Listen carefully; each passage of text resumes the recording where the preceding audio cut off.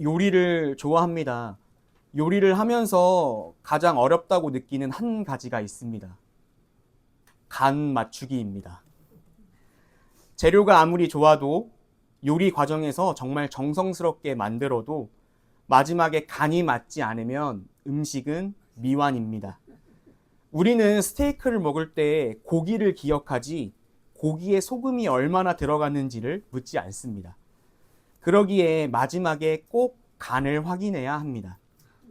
음식의 균형이 맞는지, 재료들이 조화를 이루고 있는지, 음식의 본래의 맛을 잘 살려내고 있는지를 늘 살펴야 합니다. 그래서 요리에서 간을 결정하는 가장 중요한 식재료는 소금입니다. 오늘 본문은 지난주 본문이었던 예수님의 산상수훈 바로 다음에 이어지는 말씀입니다. 예수님은 제자들을 향해 두 가지를 말씀하십니다. 소금과 빛입니다. 우리는 예수님께서 마태복음을 말씀하신 이 소금과 빛을 너무나도 익숙하게 많이 들었습니다. 예수님은 소금과 빛을 단순히 나열되어 말씀하지 않으셨습니다. 예수님은 분명한 방향성과 의도적인 문맥의 구조 속에서 우리에게 제자의 정체성을 다시 한번 설명하고 계십니다. 예수님은 먼저 소금을 말하시고 그 다음 빛을 말하십니다. 빛이 먼저가 아니라 소금을 먼저 말하셨습니다. 한글 성경에서는 13절, 14절을 모두 세상의 소금, 세상의 빛이라고 합니다. 다 같이 13절 상반절을 다 같이 읽겠습니다. 너희는 세상의 소금이니. 다시 한번 읽겠습니다. 너희는 세상의 소금이니. 한글 성경에서는 모두 세상의 소금, 세상의 빛이라고 말을 하지만 원어를 보면 의미가 조금은 달라집니다. 헬라어로 보면 13절의 세상을 땅으로 번역합니다. 우리가 이 땅이라고 되어 있는 게 세상이랑 비교했을 때는 조금 의미가 달라집니다. 원어인 의미에서 땅은 멀리 있는 세계나 추상적인 영역이 아닙니다. 그러기에 예수님께서는 의도적으로 13절을 땅으로 말씀하셨고 14절을 세상으로 말씀하셨습니다. 우리가 실제로 발을 딛고 살아가는 삶의 자리가 13절에서 말씀하신 땅입니다. 반복되는 일상 속의 현실을 의미하는 게 땅입니다. 예수님은 제자들에게 14절에 말씀하신 세상을 처음부터 맡기시지 않으셨습니다. 의도적으로 13절에 땅이라고 말씀을 하셨습니다. 먼저 제자들이 서 있는 자리에서 자신들 스스로 어떤 존재인지를 말씀하신 것입니다. 우리는 때때로 신앙을 더 넓은 영향력이나 큰 사명으로만 생각할 때가 있습니다. 하지만 예수님은 시작점을 현실로 돌려놓으십니다. 우리는 신앙을 세상을 향해 나아가는 것이라고만 생각합니다. 하지만 예수님은 먼저 우리가 서 있는 자리가 어떤 존재인지를 먼저 묻고 계십니다. 그렇기 때문에 예수님은 땅이라고 명확하게 이야기를 하셨습니다. 그러면서 소금은 내가 어떤 존재인지에 대한 질문으로 시작합니다. 소금은 확실히 눈에 띄지 않습니다. 하지만 분명한 영향력을 끼칩니다. 음식에서 소금은 자신의 존재를 드러내는 식재료가 아닙니다. 음식 자체에 스며드는 필수 식자재입니다. 우리는 한 가지를 더 생각해 볼 수가 있습니다. 예수님은 왜 먼저 빛이 아니라 소금을 말씀하셨을까요? 우리는 빛이라는 이미지를 좀 더 선호하는 것 같습니다. 빛은 눈에 보이고 드러나고 영향력이 분명합니다. 그러나 예수님은 제자들에게 먼저 드러나는 존재를 말씀하지 않으셨습니다. 스며드는 존재를 먼저 말씀하셨습니다. 이 부분은 제자의 삶이 세상을 향해 나아가기 전에 너희들의 먼저 삶의 자리는 어떠한지, 그리고 그 삶의 자리가 깊이 들어가는 존재임을 먼저 말씀하시고 계신 겁니다. 빛은 멀리서도 보이지만 소금은 가까이에 있어야만 영향력을 미칩니다. 빛은 존재 자체가 드러나는 방식이라면 소금은 그 존재 자체가 관계 속에서 드러나는 방식입니다. 그래서 예수님은 빛을 먼저 말씀하지 않으셨고 소금을 먼저 말씀하셨습니다. 제자의 시작점은 드러남이 아닙니다. 스며듦으로 먼저 말씀하셨습니다. 우리가 세상을 향해 무엇을 할 것인가 보다는 지금 내가 살고 있는 자리에서 어떻게 너희 스스로 존재하고 있는가를 묻고 계신 겁니다. 그리고 이어지는 예수님의 말씀은 단순한 선언으로 멈추지 않습니다. 13절 하반절을 다 같이 읽겠습니다. 만일 그 맛을 잃으면 무엇으로 짜게 하리요? 후에는 아무 쓸데 없어 다만 밖에 버려져 사람에게 밟힐 뿐이니라. 아멘. 예수님은 13절 하반절에서 만일이라는 가정법을 사용하십니다. 만약 너희가 이러면, 만일 너희가 무엇 한다면 가정을 두고 먼저 말씀을 하십니다. 만일 소금이 그 맛을 잃게 된다면 이라고 이야기를 하십니다. 맛을 잃게 된다는 표현을 조금 더 깊이 바라보면 이렇습니다. 예수님은 자기 스스로 능동의 표현을 소금이 맛을 잃게 된다라고 말씀을 안 하셨습니다. 수동의 의미로 말씀하셨습니다. 즉 이렇게 볼 수 있습니다. 소금이 스스로 정체성을 포기하기보다는 어떤 과정 속에서 소금 자체의 기능을 잃어버린 상태가 너희가 그 맛을 잃게 된다면이라고 말씀을 하신 겁니다. 즉 이 상태는 무력화된 상태를 의미합니다. 여전히 소금처럼 보입니다. 하지만 실제로는 소금의 역할을 하지 않는 상태입니다. 신앙인은 신앙을 버리고 살아가지 않습니다. 우린 신앙을 갖고 신앙인의 모습으로 고백을 합니다. 하지만 어느 순간 예배가 습관처럼 느껴집니다. 기도가 말로만 느껴질 때가 있습니다. 말씀은 여전히 익숙하게 듣습니다. 하지만 마음은 움직이지 않습니다. 우리는 신앙이 삶의 중심이라고 말하지만 실제 삶의 방향은 크게 달라지지 않는 것처럼 느껴집니다. 그때 우리는 예수님께 묻습니다. 나는 정말 변한 건가요? 아니면 그냥 그저 익숙해진 건가요? 어쩌면 우리가 두려워하는 것은 신앙을 잃어버린 것이 아니라 여전히 신앙 안에 있으면서도 더 이상 살아있다고 느껴지지 못하는 상태일지도 모릅니다. 예수님이 말씀하신 소금이 맛을 잃으면이라는 이 가정은 바로 이런 상태를 두고 말씀하신 걸지도 모릅니다. 그래서 예수님은 이어진 결과를 말씀하십니다. 무엇으로 짜게 하겠느냐? 이 말은 단순한 문장이 아닙니다. 예수님은 존재 자체에 대한 질문을 하신 겁니다.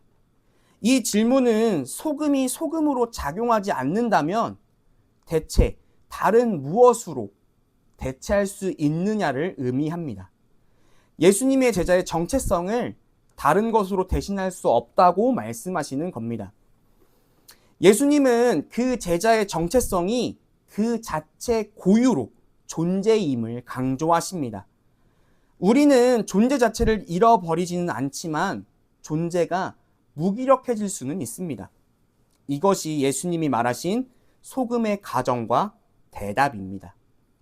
예수님은 그렇다면 왜 소금이 사라지지 않는다고 말씀하고 소금이 맛을 잃어버릴 수 있다고 질문을 하셨을까요?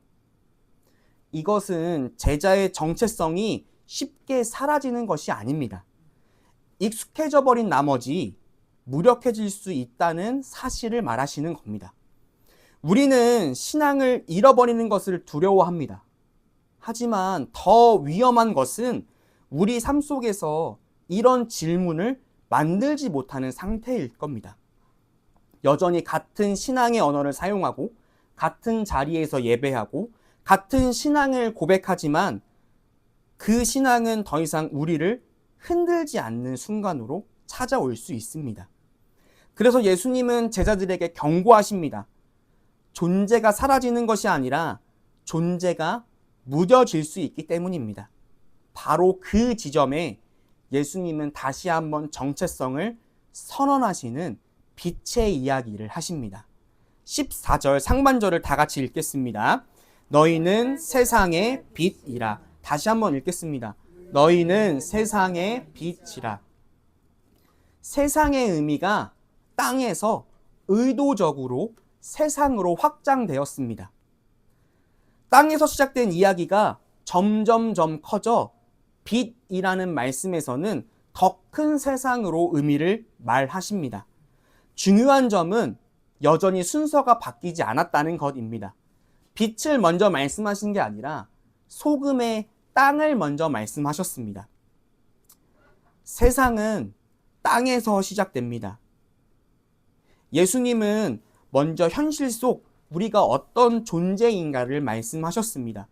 그리고 그 다음 세상을 향한 우리의 정체성을 선언하십니다. 예수님은 명령하신 게 아니었습니다. 선언으로 말씀하셨습니다. 빛이 되어라가 아니라 너희는 빛이다라고 말씀하셨습니다. 제자의 정체성은 노력의 결과가 아닙니다.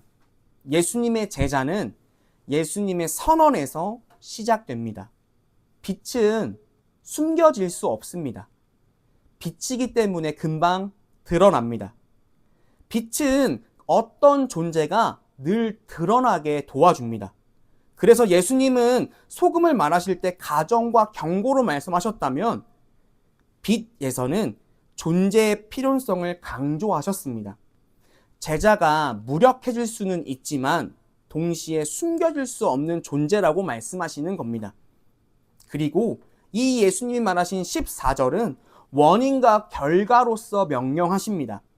빛은 숨겨질 수 없습니다. 빛이기 때문에 드러납니다. 존재가 드러냄을 만들어냅니다. 그래서 소금에서는 가정과 경고가 강조되지만 빛에서는 존재의 필연성이 강조됩니다. 제자는 무력해질 수 있지만 동시에 숨겨질 수 없는 존재입니다. 이것이 마태복음 5장 13절에서 14절이 이어주는 긴장감입니다. 우리는 자꾸 먼저 세상을 생각합니다. 더 넓은 영향력, 더 큰 변화, 눈에 보이는 결과를 먼저 생각합니다. 그러나 예수님은 언제나 시작점을 땅으로 돌려놓으십니다. 우리는 세상에서 시작하지 않습니다.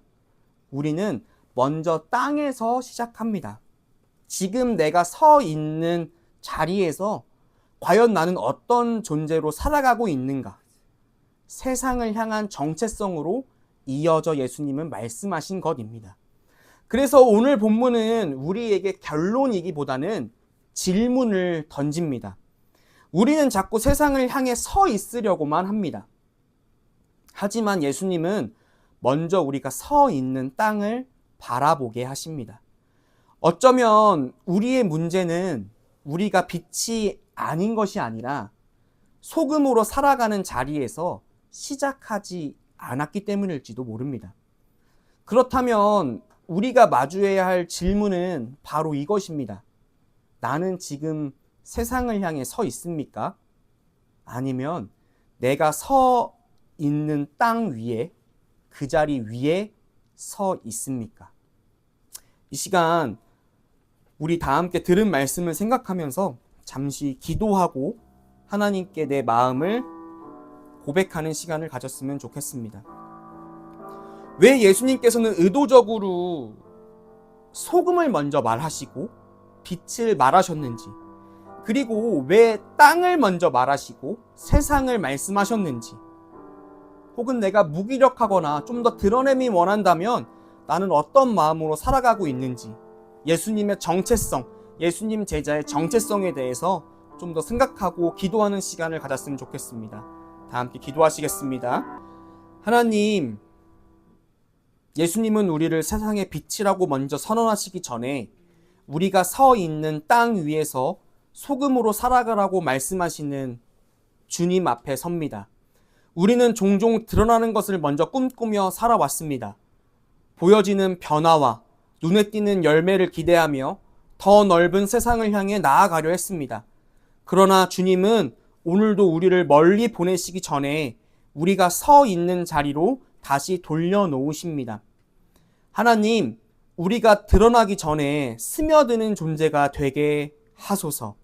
눈에 띄지는 않아도, 이름이 남지 않아도 조용히 삶 속에 녹아들어 주께서 만드신 관계와 자리 속에서 생명을 살리는 존재로 살아가게 해 주시옵소서.